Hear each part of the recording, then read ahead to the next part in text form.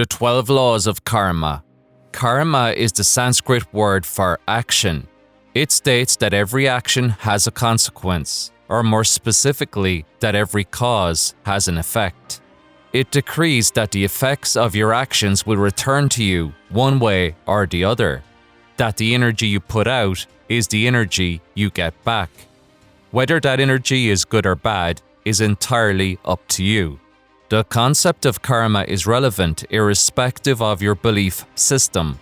Eastern belief details the cycle of reincarnation, whereby karma transcends lifetimes.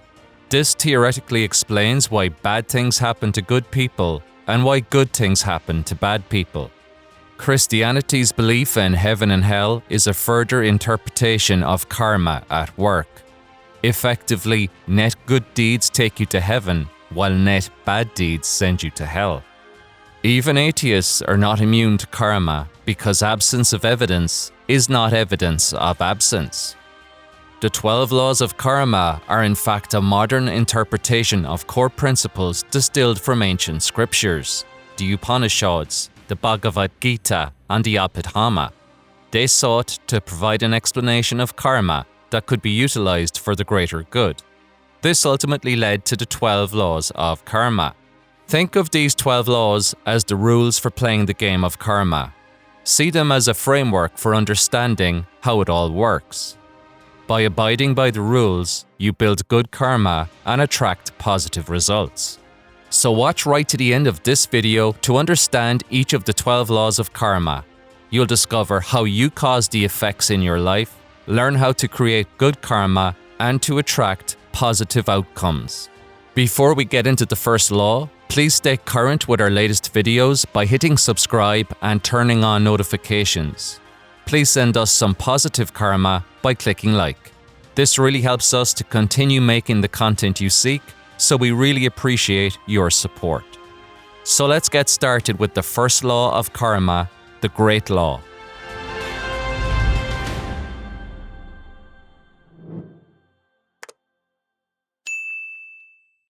The first law of karma is the Great Law. It is frequently referred to as the law of cause and effect. Every effect has its cause, and every cause its effect. This law is all about the balance of action. What you put out, you get back. Every action has a reaction. You reap what you sow. The harvest always matches the seed planted. Karma is like a mathematical equation that must be continually balanced. The good actions you take counterbalance the bad. This ethereal ledger transcends lifetimes. Future lives are spent paying back karmic debt accumulated during past lives. This cycle continues until you reach a state of equilibrium. Expunge your karmic debt in its entirety and you exit the karmic cycle. Stated differently, whatever you put out into the universe will return to you. Whatever you do unto others will eventually be done unto you. If you treat people well, they will reciprocate in kind. If you treat people poorly, karma will return similar experiences to yourself. You can experience the psychic ill effects of bad karma instantly if you are complicit in a bad deed. We'd call this a tormented mind. Conversely, you can feel euphoric when you do good by someone else. This provides the impetus to act with greater consideration and awareness. Always be kind and courteous to others, irrespective of your circumstances. Ensure every action you take comes from a place of love and positive intent. This will ensure you continue to generate good karma as you navigate through your current life. So, be the seed of the fruit you want. Be happy, peaceful, kind, and loving if you want to receive happiness, peace, kindness, and love. Realize that every seed has its gestation or incubation period. So continue to take actions consistent with the outcome you seek, and the universe will return results commensurate to those inputs. The second law of karma is the law of creation. This law stipulates that you are the architect of your own reality. It is your responsibility to shape the outcomes you seek. You are co-creating with the universe.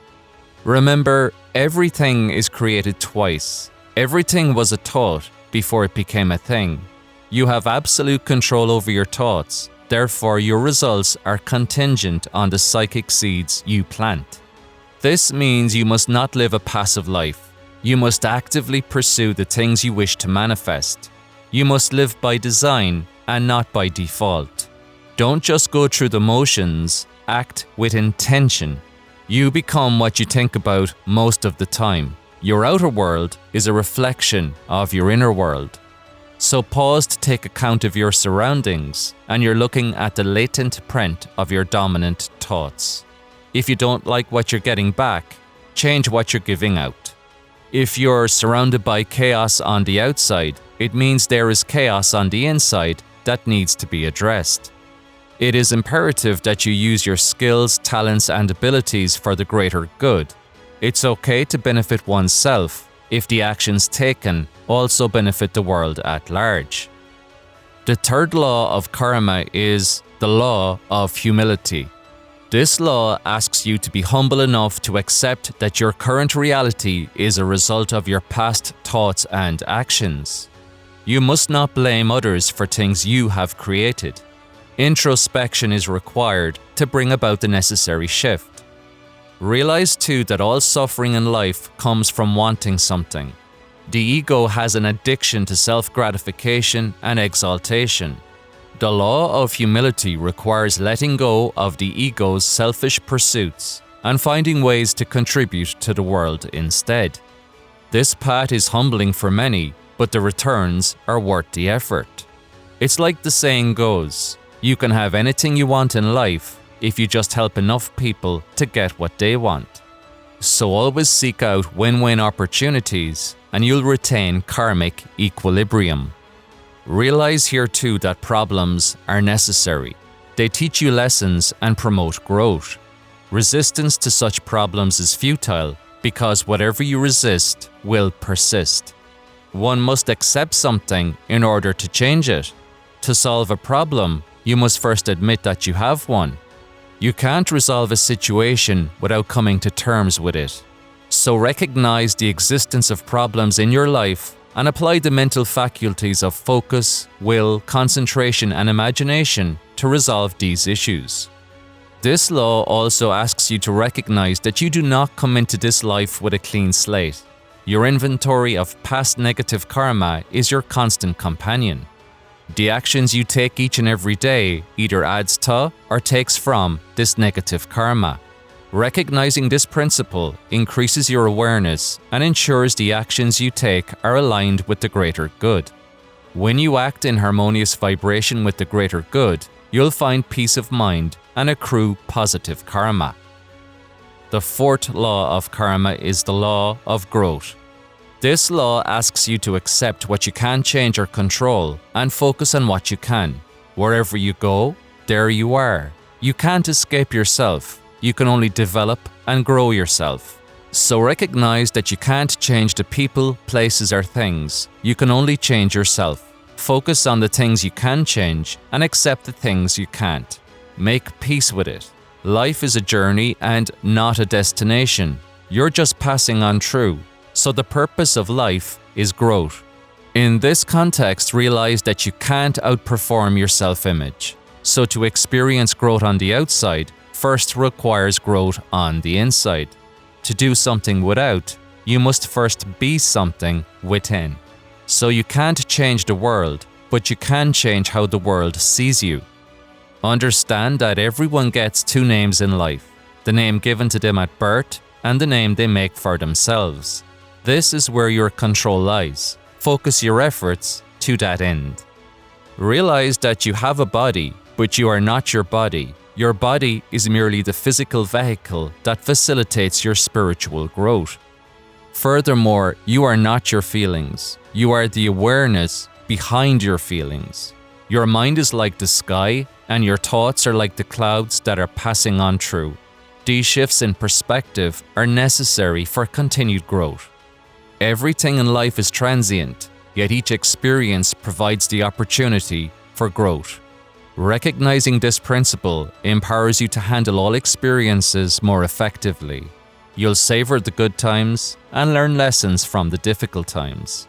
This will make you more competent in everything you do. The fifth law of karma is the law of responsibility. This law requires that you take ownership of your actions. You are wholly responsible for your thoughts, feelings, and deeds. Your environment is merely reacting to you. So never make excuses. Realize what happens to you is because of you. You can't control every circumstance, but you can control how you respond to each and every one of them. If you throw a ball at a wall, it is not the wall's fault if the ball comes back and knocks you on the head. Your thought preceded your action, and the reaction was therefore a consequence of the effort you expended. So don't waste time ruminating over negative experiences. Take the lesson and focus on actions that will create better reactions. The sixth law of karma is the law of connection. This law states that everything is energetically connected. Your hand, your thoughts, your breath, your feelings are different manifestations of energy, and all are intrinsically connected. So too is everything you see, hear, smell, taste, and touch. Absolutely everything is made of energy. In this regard, we are all connected. We are all one. You can sense how another person is feeling because you pick up on their energy, good or bad. Realize too that everything you do affects the energy of those around you. Karma asks you to realize the connectedness of every action. The previous step leads to the subsequent step. The result is only realized by initiating the first step and completing the last one. Every step is important because every step culminates in meaningful outcomes. So never underestimate the importance of every action, however small that action might be. Karma tells you too that your past, present, and future selves are also intrinsically connected. The great ethereal ledger continues to account for your actions in past, present, and future lives. Everything you think, say, feel, and do has an effect on everything else. Everything you experience today is a result of your actions in the past. Likewise, your future depends on what you do in the present. Progressing with this level of awareness provides karmic perspective and a balance that will continue to move in your favor. The seventh law of karma is the law of focus. This law tells you that every action is preceded by an intention. The intention focuses the energy of the action. It's imperative that your energy is not dissipated across too many different things. You must focus your energy on things that matter most. Otherwise stated, the things that matter most should never fall victim to the things that matter least. Identifying your values and acting consistently with these values ensures your focus is always channeled effectively. We each have a purpose. This purpose lies at the intersection of our passions and our skills.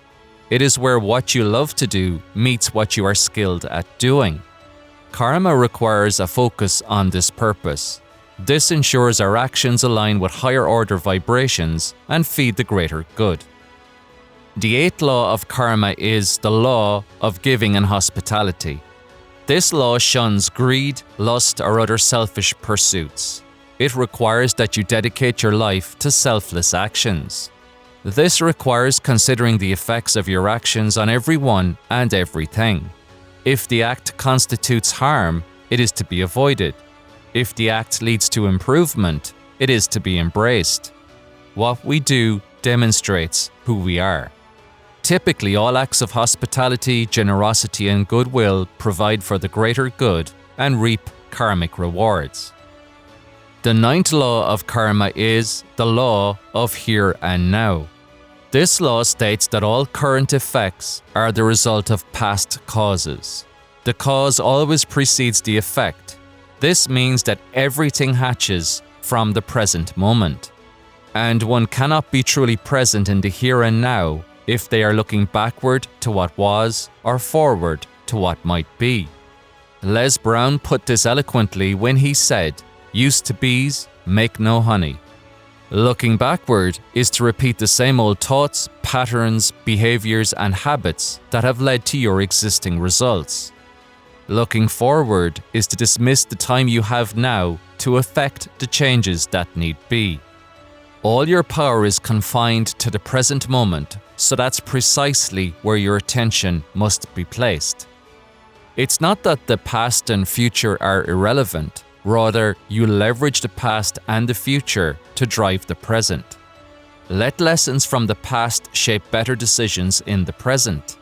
Let future aspirations sharpen your conviction and motivate action in the eternal now. The present is all you really have, so to experience peace of mind, you have to embrace the present.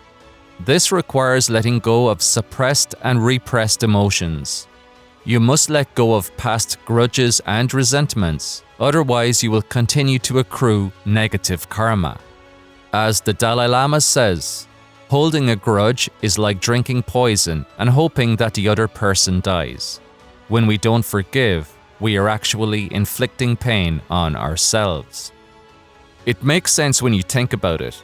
If you're anxious or fearful, it's because you're living in the future. If you're depressed, resentful, or grudgeful, it's because you're living in the past. When you're living in the present moment, you realize that both the past and the future are just transient illusions. Utilize your 5 senses to bring yourself back to the here and now. Focus on what you can see, hear, smell, taste, and touch in this very moment. This grounds you in the present. The law of here and now asks you to be more mindful. It requires you to be fully aware of what is happening right this moment. This ensures you are connected to the intention of your action and the ripple effects they send into your future. This ensures greater consideration is given to the consequences of the things you do, and better karmic decisions are made in the here and now. The 10th law of karma is the law of change. Your life is a program designed exclusively for you to ensure you continue to evolve. The law of change stipulates that karma will continue to send people, circumstances, and events into your life until you learn the required lessons. These repeating patterns give you the opportunity to address recurring problems, learn from your experiences, and climb the spiritual ladder to enlightenment. In Hindu philosophy and other Eastern esoteric teachings, enlightenment is the ultimate goal of spiritual transformation. It's the realization that our true self is pure spirit, created from the infinite field of superconsciousness and divine intelligence that gives rise to each and every creation in the universe. And what is creation? Only changing something that was into something that is. Albert Einstein put it eloquently when he said, "Insanity is doing the same thing over and over and expecting a different result." History will continue to repeat itself until you learn the lessons it's trying to teach you. Learning the lesson requires acting accordingly. You need to overcome the bad habits that are keeping you stuck and develop better habits to support the outcome you seek. Always trust the quiet voice within. Your intuition is your direct line to infinite intelligence. You already instinctively know the right actions to take.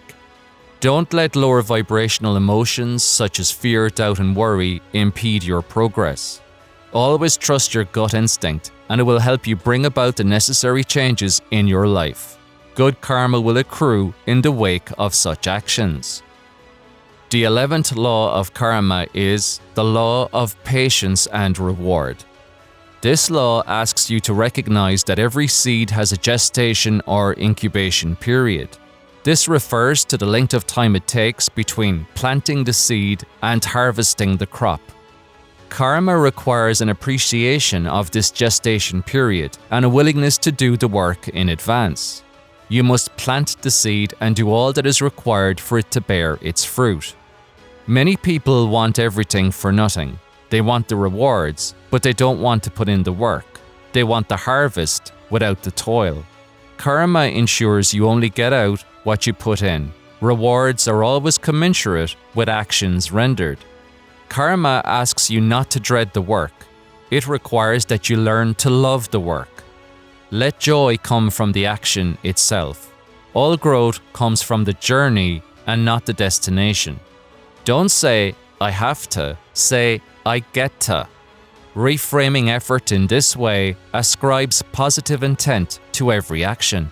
You'll learn to enjoy the things you do, you'll infuse every act with positive energy, and karma will deliver your just reward. Of course, one thing to keep in mind is this. If karma does indeed cross lifetimes, it may well be that you won't experience the full payback of your good and bad deeds right away. But at the bare minimum, you will gain psychic rewards immediately, with the karmic balance returned in due course. The 12th law of karma is the law of significance and inspiration. This law tells you that you matter. Now, relative to the enormity of the universe, you might feel inconsequential, yet this belief is misplaced. It's not that you're unimportant, it's that you're infinitesimally important. There is significance to your individual efforts, and the value you bring to this world is irrefutable. Karma asks you to recognize the impact of your contributions and the consequences of both your actions and inactions. This law teaches that every contribution you make will influence the whole. However small or great your contribution, it will matter. You may not always feel significant, but you always are. Without your presence, there will be a fundamental difference in the energy of the universe. We all have a part to play, a contribution to make. The things you do and say might feel insignificant to you, but they can have a significant impact on the lives of others. So continue to live a life of purpose. Continue to utilize the gifts you've been given. This will leave the world a better place, and you will reap your karmic reward. Thanks for watching our video on the 12 laws of karma. Keep up to date with our latest videos by hitting subscribe and turning on notifications. Please tell us below which of the 12 laws resonated the most with you and why. If you liked this video, you'll love our series on the 12 laws of the universe. Click on True to watch these now.